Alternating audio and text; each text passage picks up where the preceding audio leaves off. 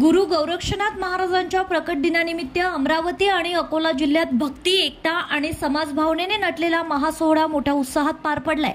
युवा नाथ संघटना आणि नाथजोगी समाज यांच्या संयुक्त विद्यमाने दोन्ही जिल्ह्यात सामूहिक सामाजिक कार्यक्रमांचे आयोजन करण्यात आलं।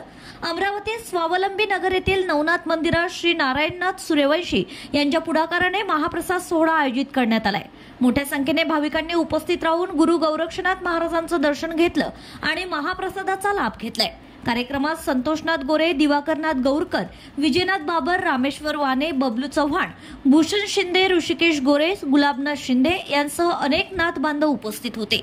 अकोल्यात राहुल इंगळे यांच्या मार्गदर्शनाखाली भव्य मिरवणुकीचं आयोजन करण्यात आलंय।